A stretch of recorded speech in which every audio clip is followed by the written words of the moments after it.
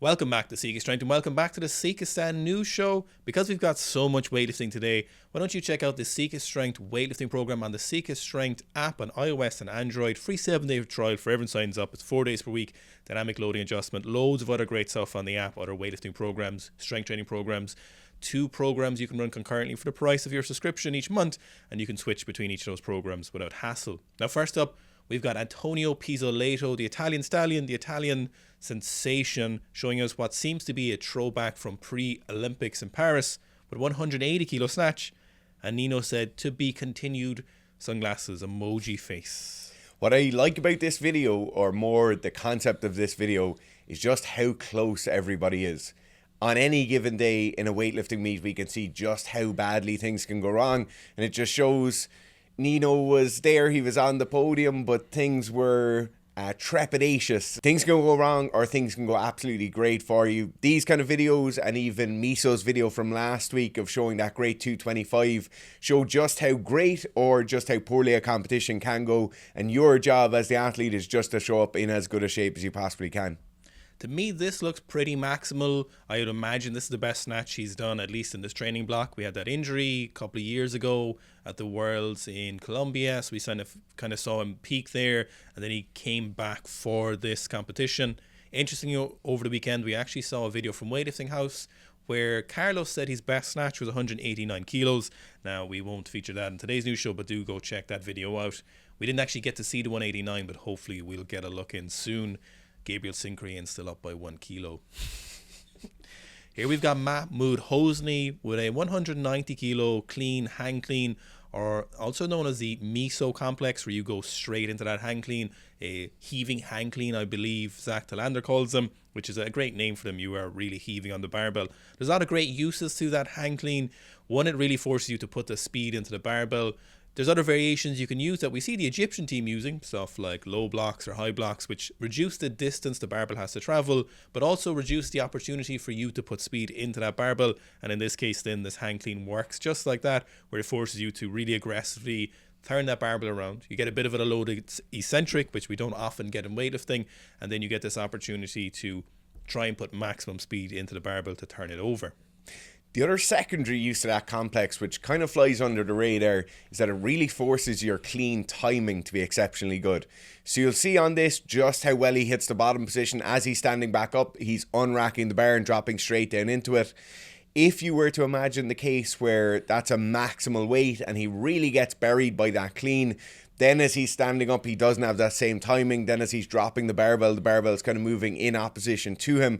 Whereas on these complexes, if you want them to be absolutely crisp, they really force you to focus on that timing of pulling under the bar, hitting that bottom position where that barbell is almost at its kind of maximum trajectory, and then standing up with the barbell, dropping it as you're halfway on the stand-up. So it is something, if you're struggling with that good clean catch timing, these can definitely help as well.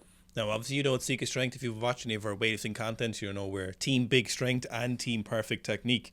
Now, technique is excellent here, but we also have seen Mamoud squat 290 kilos like absolutely nothing. And this is one of the reasons he can do this with these heavy weights, is that he's squatting in excess of that. So getting both of those on lock, I don't even think the kids say that anymore.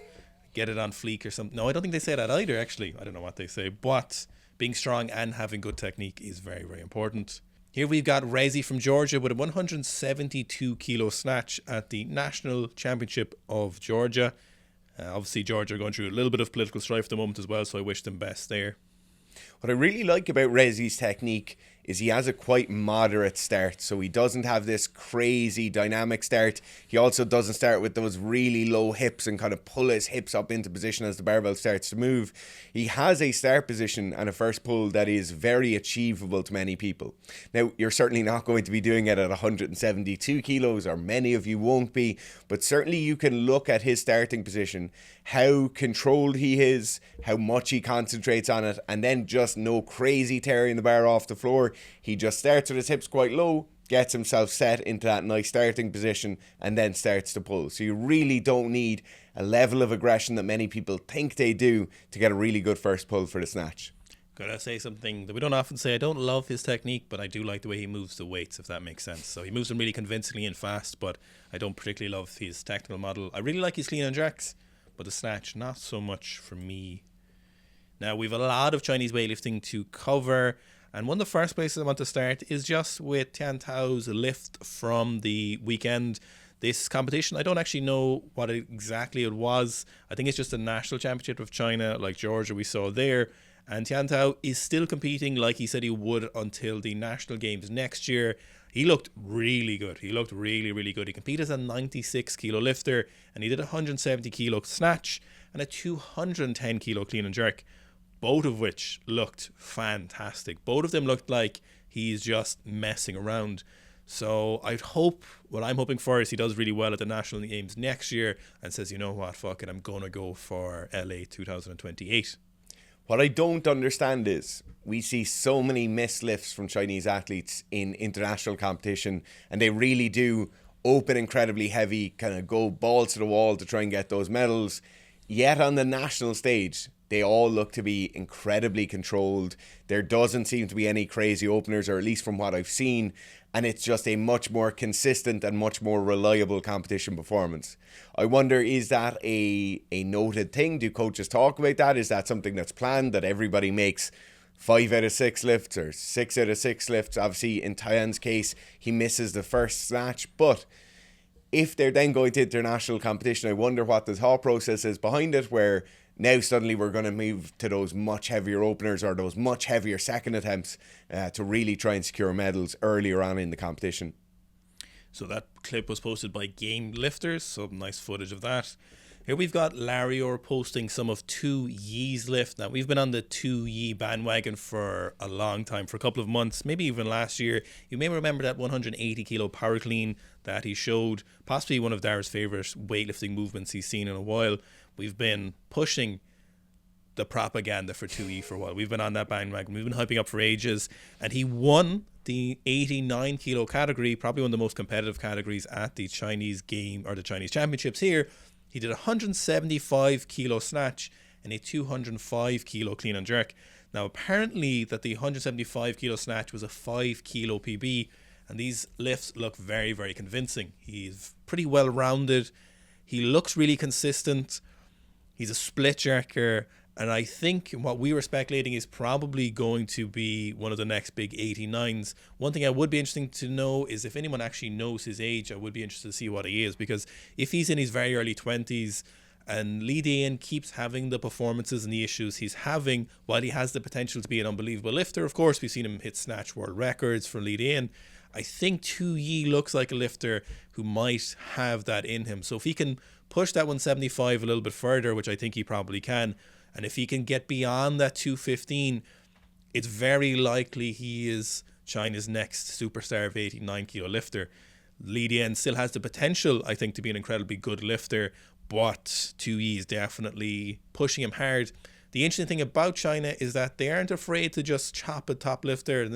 You may remember some of the 77s back in the 2000s. We had multiple 77s beating Liu, not multiple, like one or two at different occasions, or out snatching him a little bit, and then we just didn't see them show at competitions, or they had a bad competition and we just never really saw from them again.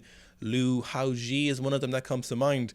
So Li Dayin, while obviously having a little bit of respect behind him, a bit of prestige for being on the national team for a while and, you know, setting stuff like snatch world records, it is very competitive, and ultimately medals matter most. The 3 M's of international weightlifting, medals come down to it.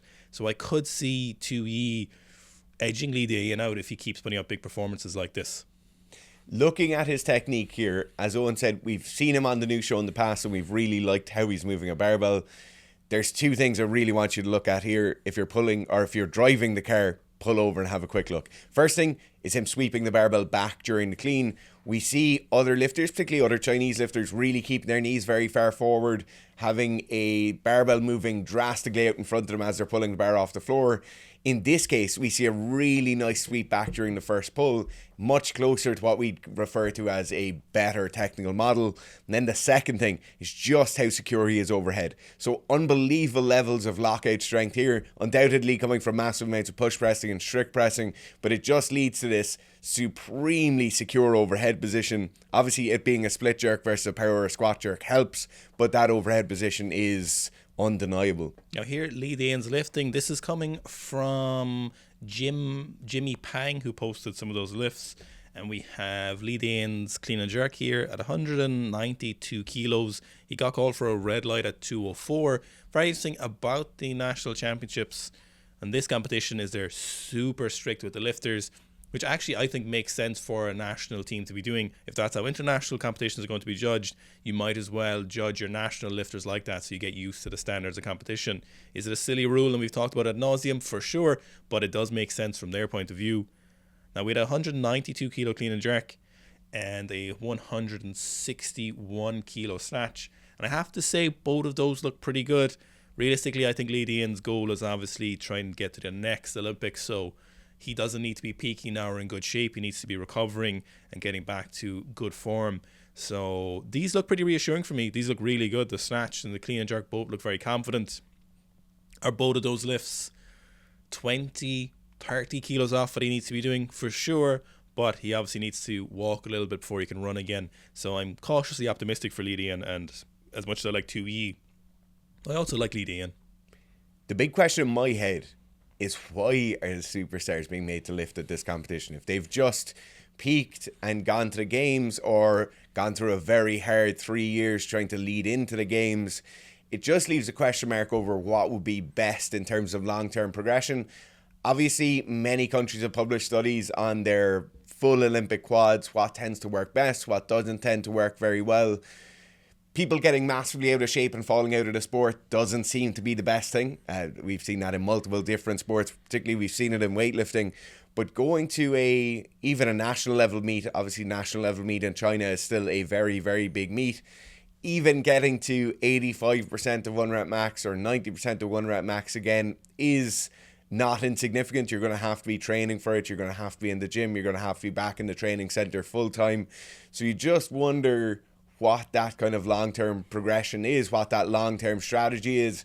Is it just a quarter by quarter thing? You just have to stay in shape every single quarter? Is it a yearly thing where you'll see some testing later on where they have to test each of the athletes in different things? You'd surely think that athletes of this level, athletes of this caliber who are a shoe-in for Olympic medals every single time should be given some bit of leniency as to not being competing again after 4 or 5 months. Could also be a personal thing where Lee Dayin is like, okay, I need to put my best foot forward here and show up, which I don't think it would be the case. I would say he probably needs to do it, but part of that is probably as well as he needs to show up and show that he's a good lifter. Now, another lifter who had a great session was Yun Hua. He clean jerked 204 kilos for a new junior national record as an 89. He's 18 years old, so junior in weightlifting is the year you turn 20, so he has 2 years more as a junior lifter, with very, very good lifter. So very strong clean, very strong squats. We've seen from him, 250 squats a couple of times on the front squat, and then something like 270 kilos on the back squat. He's a squat jerker, and he is really possibly one of those other lifters who we'll see moving on up. Now, will he stay as an 89 kilo lifter? It is quite interesting. Obviously, that's just a kilo behind the clean and jerk that won from 2E. His snatch isn't quite there yet, but that's not to say his snatch isn't good. He is snatching in the 160s. We didn't see what he snatched at this particular competition, so I would be interested to know. But he's definitely another threat to that. And if you're looking at that national team, and if you're looking at your 89s, and if you're kind of picking, your top 2 lifters, and you're looking at your prospects and who should you invest in for the next Olympics, from the national team system, you'd probably be looking at someone like 2E and probably looking at someone like Pan here and thinking, okay, these are better bets. We've given Lee Dayin a good chance, and it's a lot to play for there. Now, if the weight classes change, it could jig things up a little bit. I'd imagine a few extra kilos would probably be good for Lee Dayin, but we don't really know what the new weight classes will be. We can rest assured that they will be the dumbest weight classes we can get, I would imagine. But this is definitely a competitive time in the 89 kilo class for the Chinese national team. So it's great for the rest of us, but I would say it's a tense couple of years at work for everyone else. There's a lot of sweaty palms over at Team China. Here we've got a lot of people's favourite, Gigachad Yun Hua, with a 240 kilo rack jerk.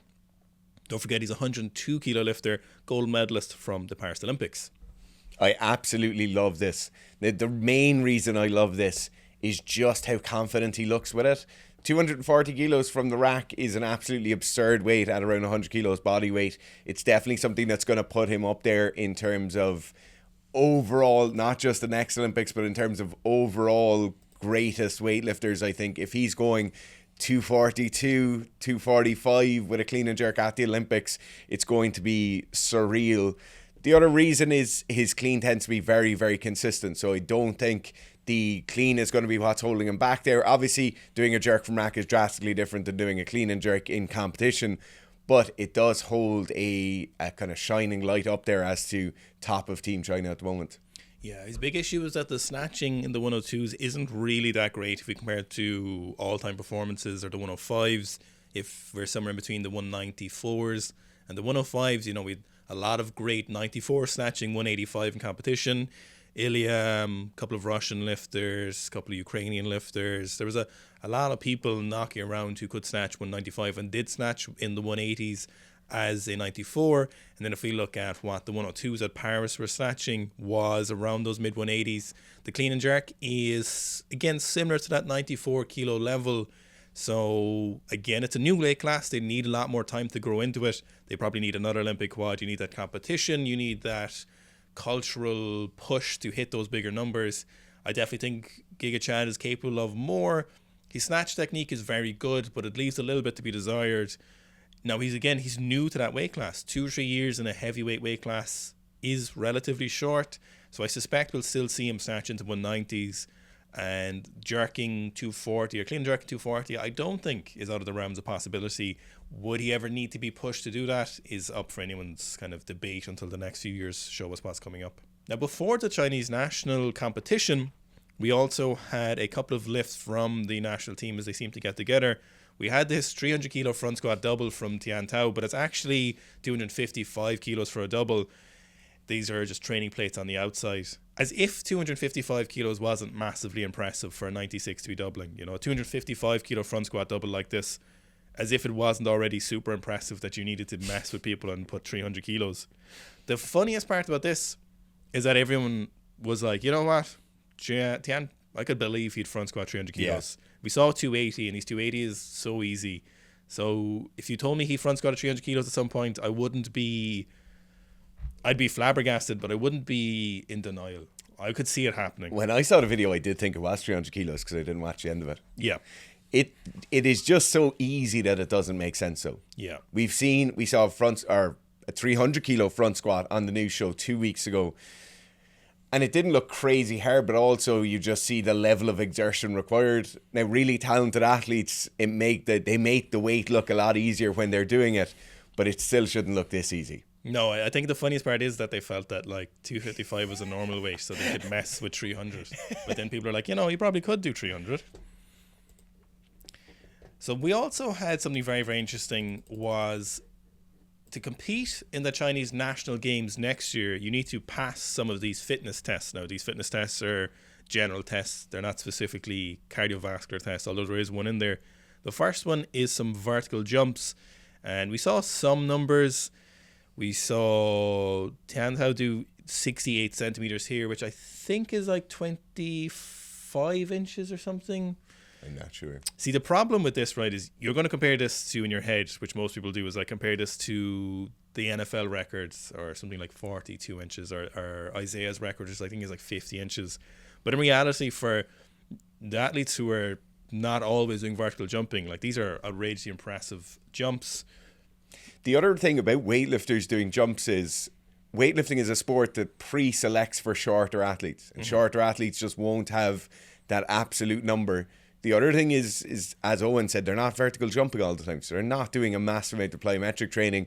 Compare that to an NBA player who's doing a massive amount of jumps, always selecting towards that more speed end of the spectrum rather than that speed strength area where weightlifters would lie.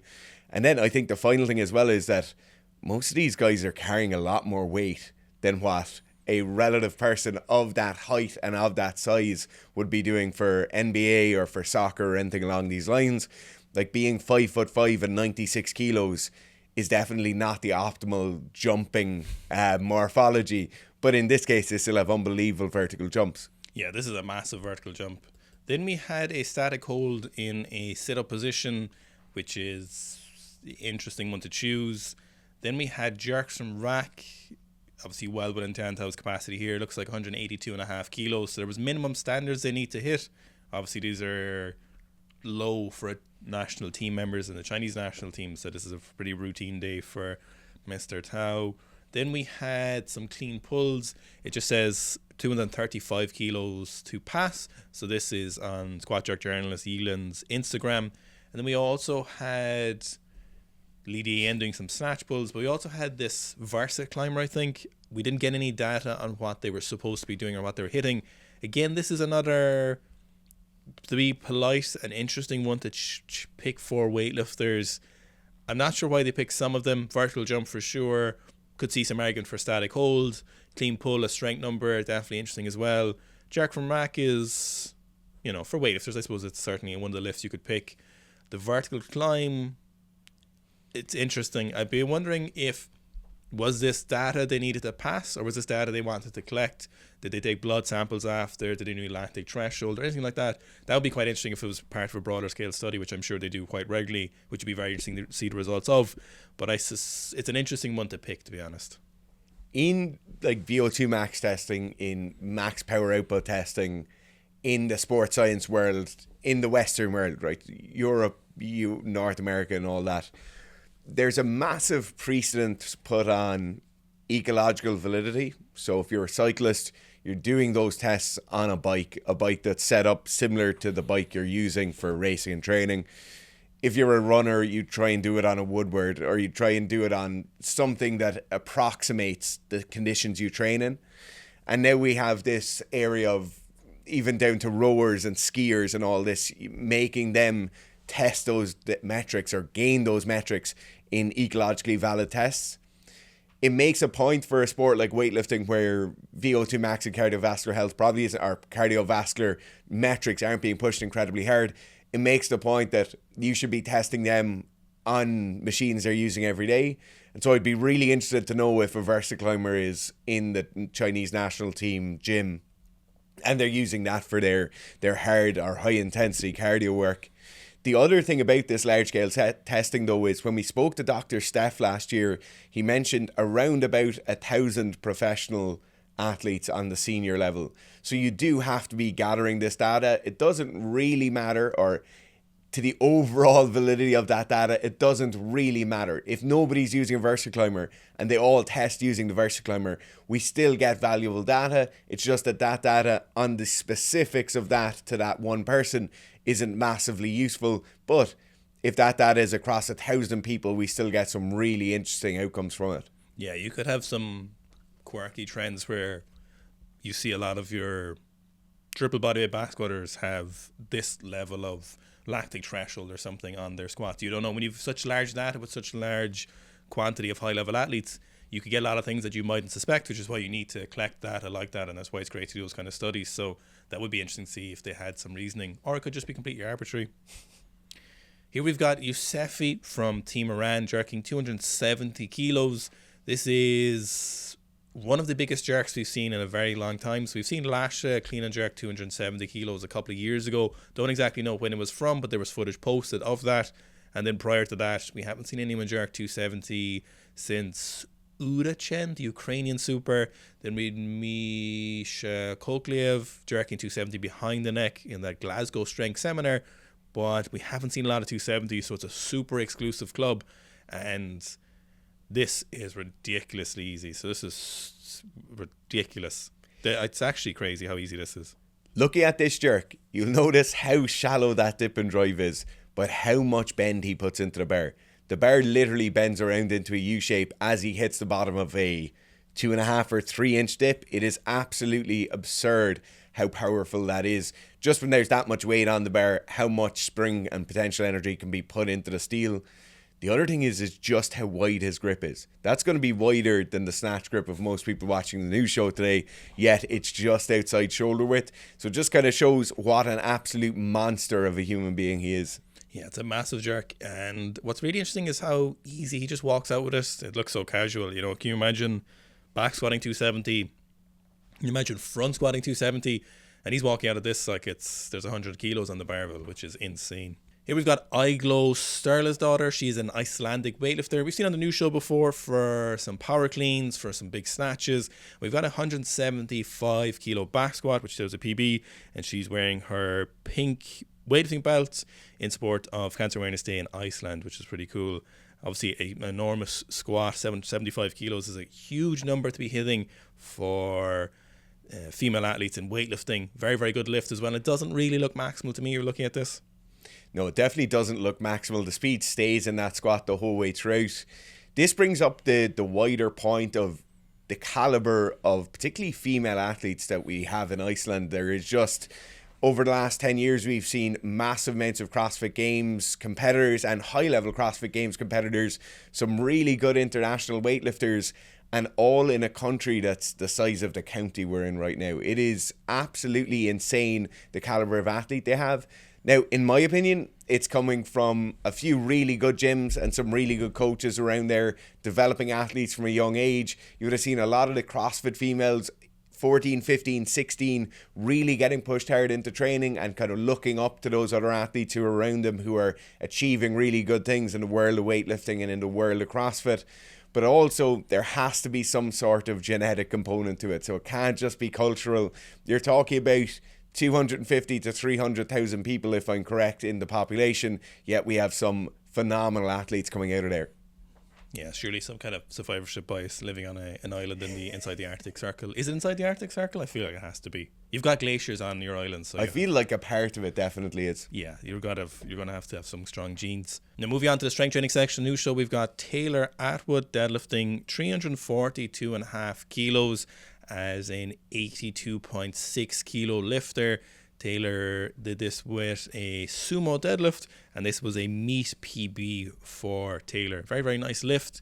He is obviously one of the better powerlifters around the place. Very, very good lifter, and this is obviously a huge deadlift. His technique is definitely something that's really been dialed in over the last few years. You see just how consistent it is. I feel like every time I watch him do a sumo deadlift, it's the exact same lift. Now, interestingly, his stance isn't super wide and his grip isn't super narrow. A lot of the time when we see people using those longer bars with a bit more flex in them, the kind of deadlift style bar, we'll see people going for that very narrow grip, and it often goes under the radar because you don't really think about the width of the grip making that much difference. Obviously, with the more narrow grip, we get our shoulders a bit higher. We reduce that overall distance. We have to move the bar even further, and we put more flex into the bar. It's interesting here. It looks like a standard powerlifting bar, and that grip isn't quite so narrow, and we don't get anywhere near as much flex in the bar. Here we've got Kyle Curvey benching 280 kilos. Now, you might remember the 270 kilo bench press we had the other week from Berserker. And this 280 kilos is a string of massive deadlift that we've seen over the last few years. We've been doing the news show for just over 2 years. And I feel like in that time, we've obviously seen massive squats and deadlifts. They've been around for a long time. But there's something happening to people's raw bench press where the numbers are just getting kind of ludicrous. Now, we obviously had some very, very big lifts with the heaviest of heaviest powerlifters, always with the big shirts and stuff like that when in multiply, which we don't have a huge amount of interest in. Raw powerlifting is our shtick. But there's just something going on with the amount of people benching 250 kilo plus. Now, when I say the amount of people, it's probably like less than 40 or 50 people. And most of them are, in the kind of 120, 130, 140 kilo bodyweight range. There's just some absolute monsters out there pressing. Like, these are numbers that lifetime squat goals for people and incredibly good squats for people to ever hit those huge numbers to squat. If it's a low bar competition or whatever, they're big numbers. But we just keep seeing these massive bench press. And it's really interesting to see where it's going to go. I would say that deadlift number is impossible for most people to hit. Yeah, that's actually, forget about low bar squat and competition.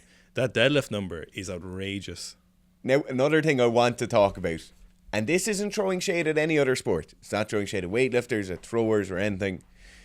There's a lot of powerlifters walking around at between 120 and 140 kilos, and they are tending to be in great shape that we don't see a lot of super heavies or a lot of throwers maintaining. Now, there's all the other talk of the auxiliaries that are going along with untested powerlifting. There's a lot of that in the other sports too. Yeah, and Kyle is definitely in great shape. Now on to the athlete section of the news show. We've got Kaylin Walker, someone who we've been on the hype train for ages for as well. We've had him on the news show a good few times, so it's great to see him doing something with a bit of recognition. He did a 4.15 40-yard dash at a college football game or NFL game, I'm not too sure, where he ran this 4.15, which is just crazy. Just so fucking fast, it's ridiculous. I love the idea of this. I love the idea of this being in the prelims to the game, even at halftime maybe, where you get people out and you kind of showcase some of the other sports. College sports and high school sport in the US is absolutely massive, but it's absolutely massive only in a few of the kind of major franchise sports, right? So you're going to have really big crowds at our football games, really good crowds at the baseball games. Then a lot of the other sports, you're not going to see the same amount of crowds. Obviously, a lot of those other sports aren't as spectator friendly. They're not as exciting to watch. You're not going to go and tailgate before a hammer throwing event. But when you get these massive crowds in excess of 60, 70, 80,000 people, you should be bringing out your other athletes. You should be showcasing them, and you should be utilizing that kind of environmental stimulus to get the most out of it. There's no surprise here that if you've 60,000 people roaring at you, all people from your own college or your own university, you're going to have some better times, you're going to have some better splits on your 40, you're going to have some better throwing outcomes, whatever it might be. And I think this is a really, really good idea. What's really interesting, there's a conversation going on about the timing system here, and it's really interesting about what it might be worth and the best way of timing things.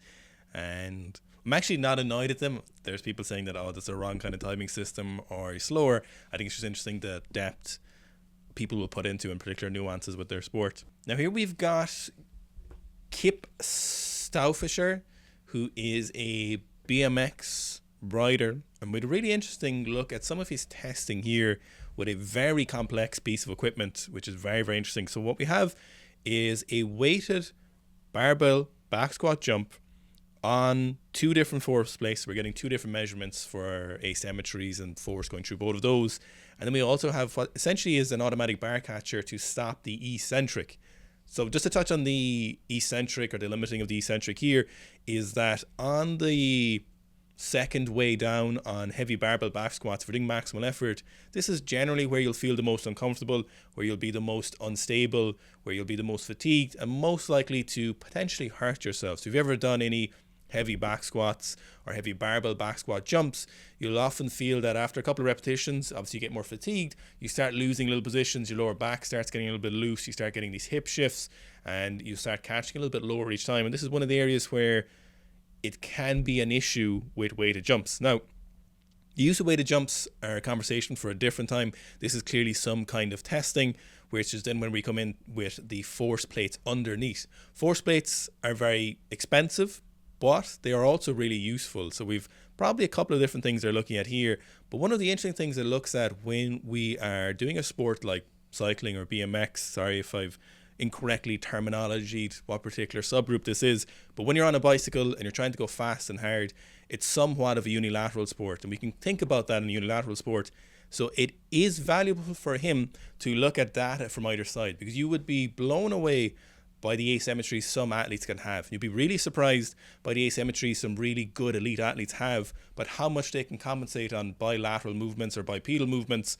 And if you didn't test them with a system that could test unilateral limbs or one side from the other, you wouldn't notice those discrepancies. Now, there's people been trying to put certain ranges or certain percentages where we don't want to see a larger asymmetry when it comes to potential injury risks or impact on performance. Typically what you'll see is somewhere around that 10%, and we start seeing a larger than 10% difference from side to side, we're probably seeing issues with performance, or rather we could see better performance if we reduce those asymmetries.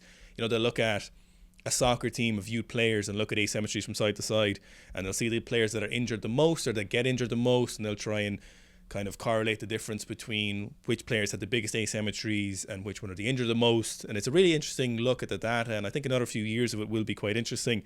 The problem with it is it's very expensive equipment, but in someone like his case, when he's on a bicycle, not so much the injury risk, but rather the performance decrement. If one leg was much stronger, or more importantly, one leg was much weaker, we definitely see some issues there, or rather you'd get some benefits from eliminating those issues.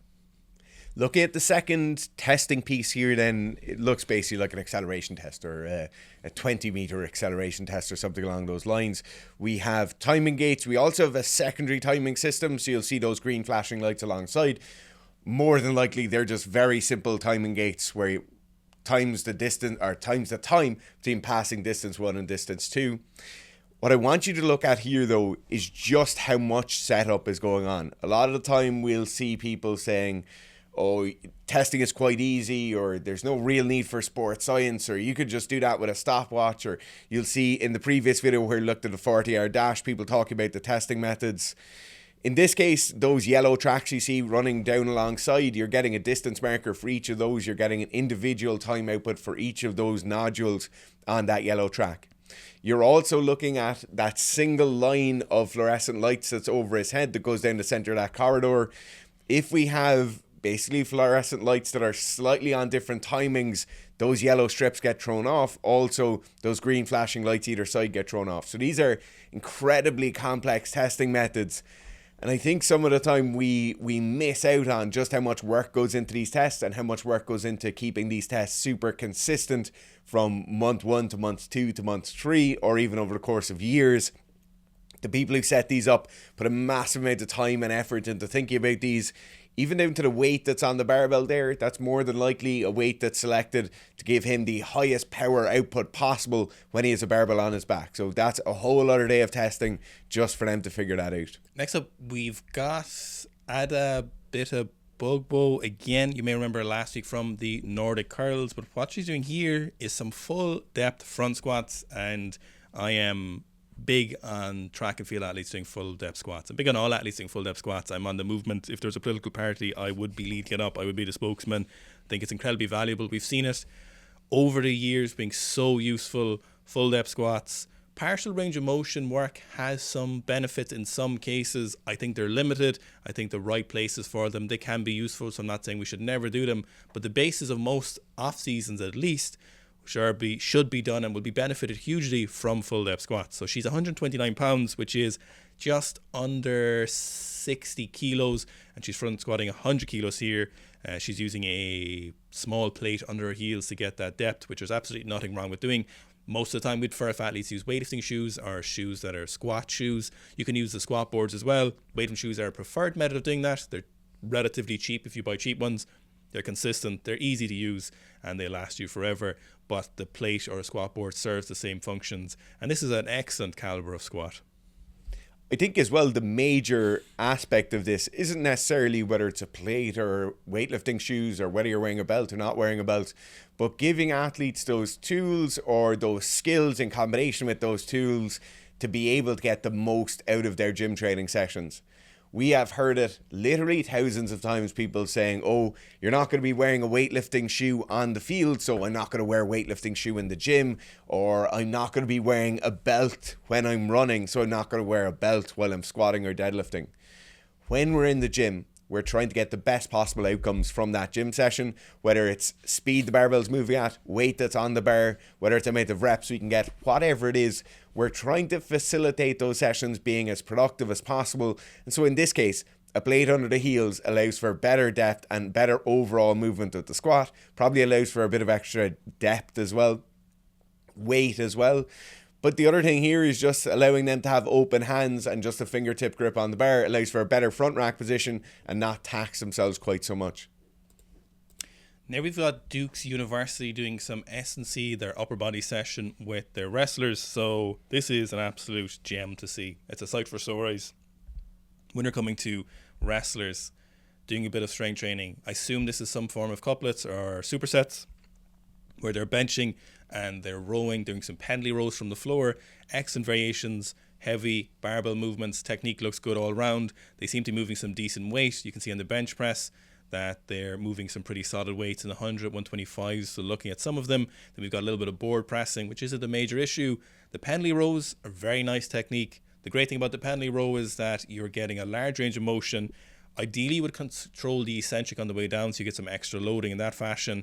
They are quite useful because the technique and penalty rows can be made to be very consistent, because if you're resetting between each rep, you're getting this opportunity to set yourself again, maintain that arch or maintain that particular back position that you're looking for, and then you can get some really good quality reps over the course of sets and reps where you reset each time. So you can also get it moving fast as well. So when we reset each time, we can be a bit more explosive with those reps, which isn't always necessary when we're doing our strength training work in the gym, but in some cases, especially athletes who are looking to be explosive, like wrestlers who need to be fast with heavy weights or externally heavy objects, trying to move those weights as fast as possible in training with good technique while overloading them and going with the intention to move them fast is a very, very valuable trait to have. It's a harder one to track. It's more of an intention that you bring to each session.